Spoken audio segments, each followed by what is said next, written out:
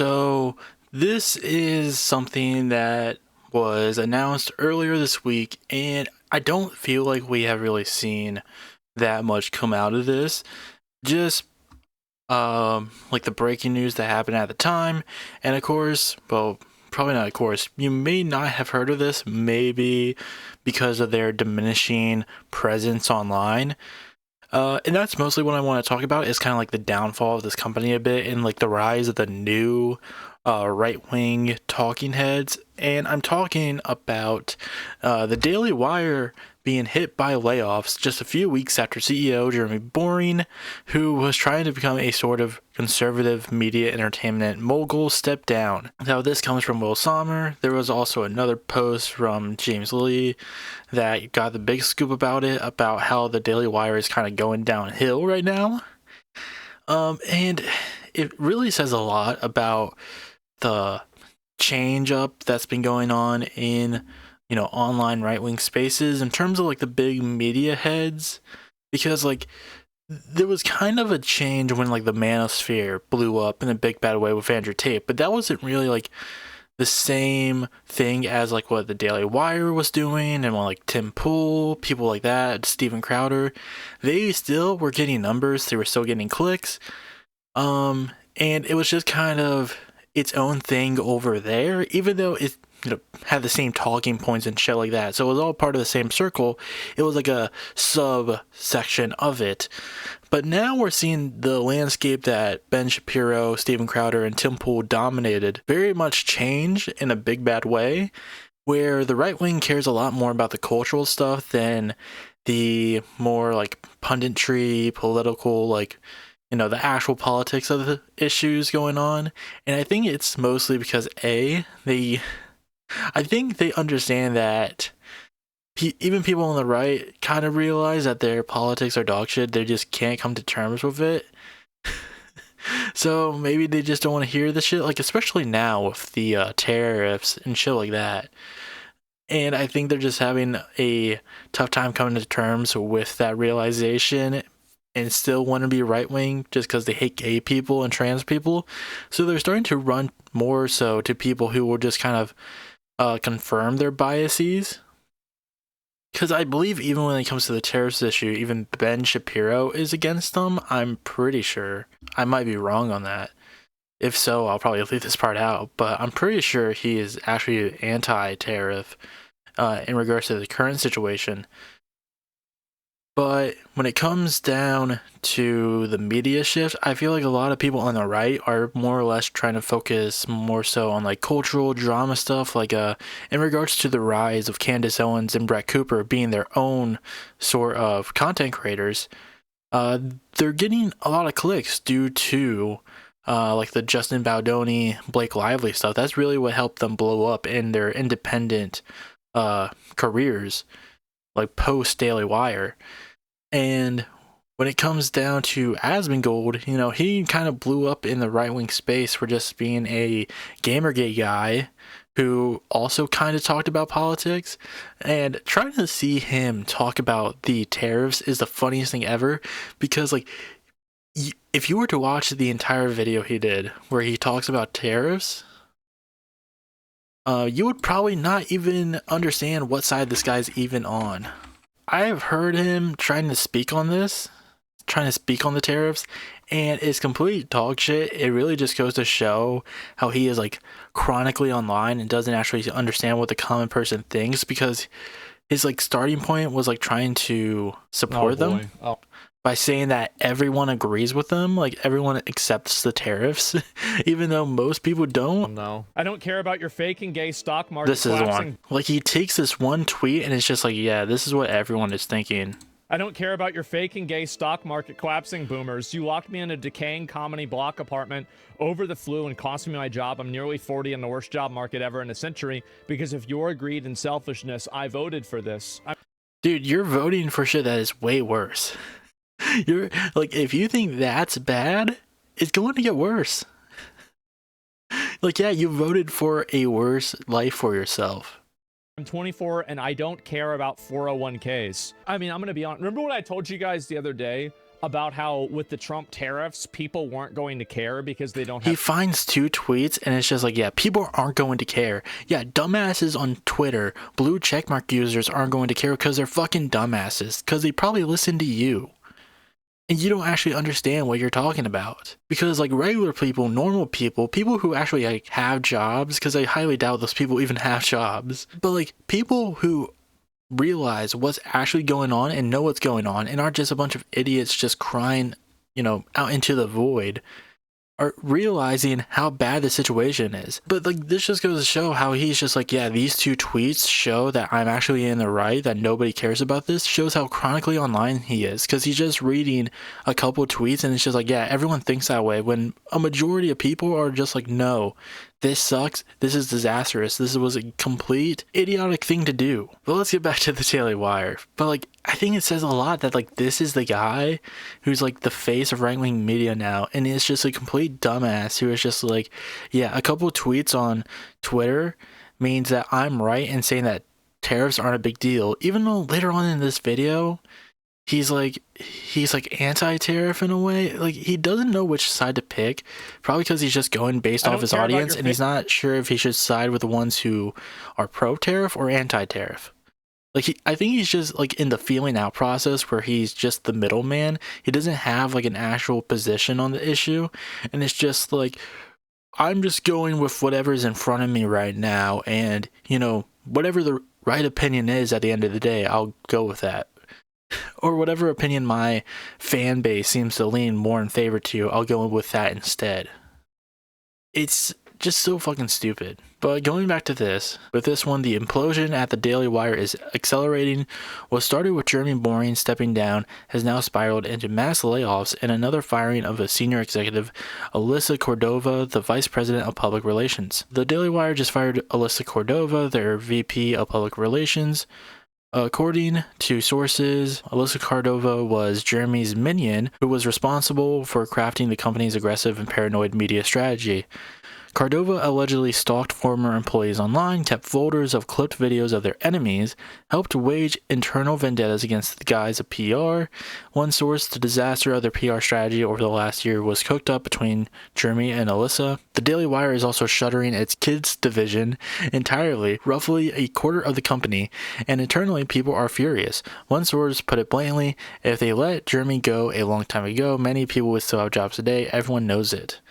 Like, yeah, they tried to become a media platform where they were trying to make like conservative content, like this show, Chilla Time, which was just a little ripoff of Bluey, but like conservative Bluey. There's also like Mr. Bircham, which a lot of people on the left were making fun of at the time. They tried to be what they wanted to be before they became these political pundits, and that is, like, they wanted to work in Hollywood. Ben Shapiro is a failed writer, is a failed Hollywood writer. And then he and Jeremy Boring started up Daily Wire. I believe Jeremy Boring also was a failed like Hollywood writer or something like that. And I don't know where they're going to go from this. I heard rumors that there might be bankruptcy lawyers getting involved. I don't know if it's brought up in this. A spokesperson for Daily Wire tells me, as part of our ongoing plan to better align sources with business priorities and growth areas, the Daily Wire has made the decision to streamline, in some cases reduce some of our workforce. The decision is based on business needs, yada yada yada.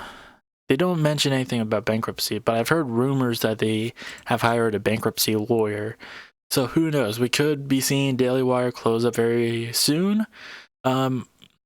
I think they're gonna get desperate to try to save the company in terms of like their media outreach. I don't think it's gonna go well though. They tried that with the Pardon Derek Chauvin movement, where Ben Shapiro and the Daily Wire were just like, we need to request Donald Trump to pardon Derek Chauvin, the police officer who killed George Floyd.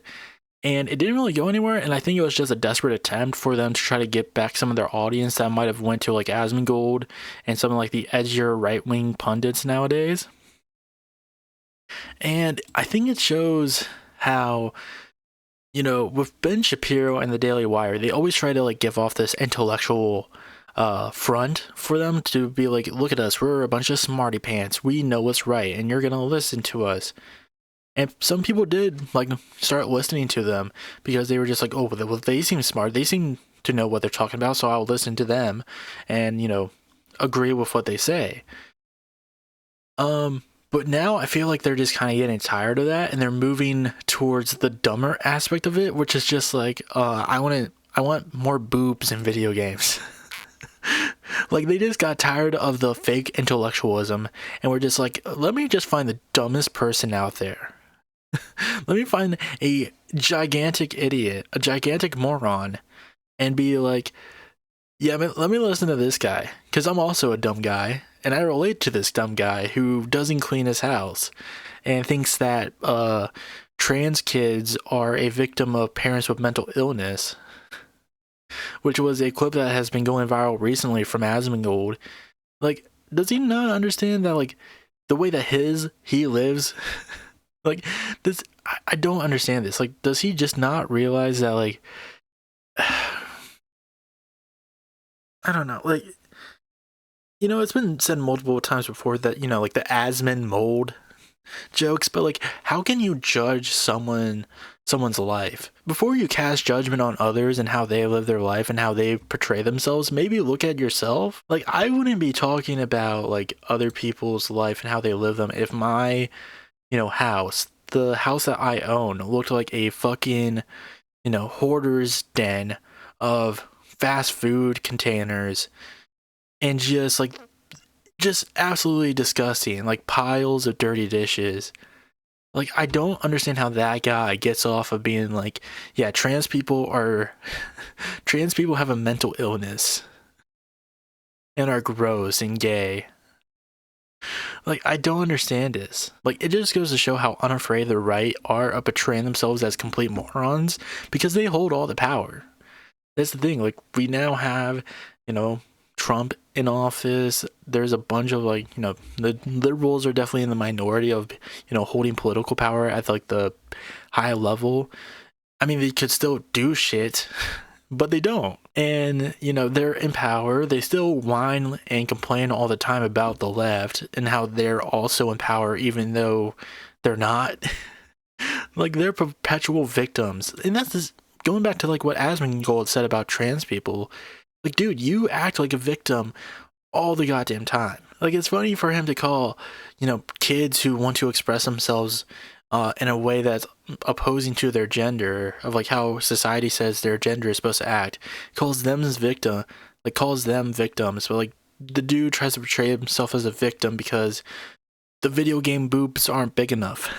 Like, I'm kind of glad that we're getting away from like the Ben Shapiro types, you know, the Matt Walsh, the Steven Crowders, the Jordan Petersons, because they were just always so goddamn annoying of like trying to seem smart when really they were just dumb as fuck.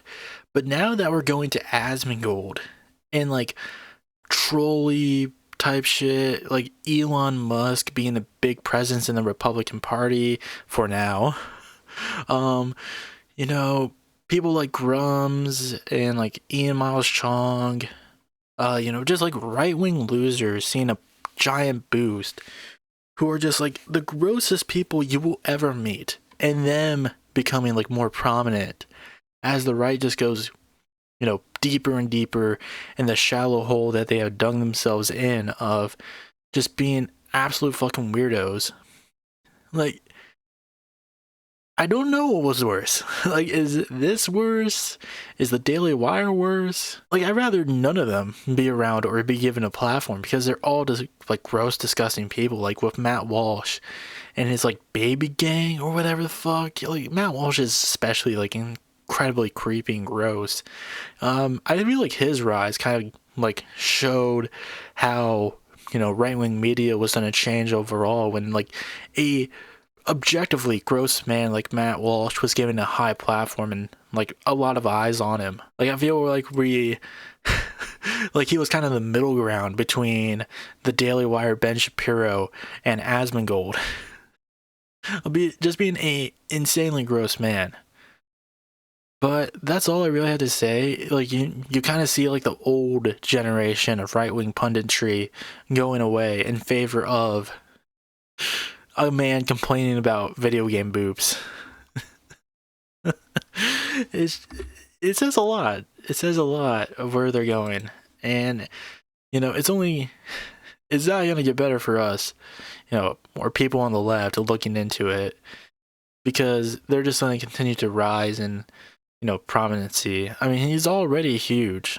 Asmongold is already huge as a content creator.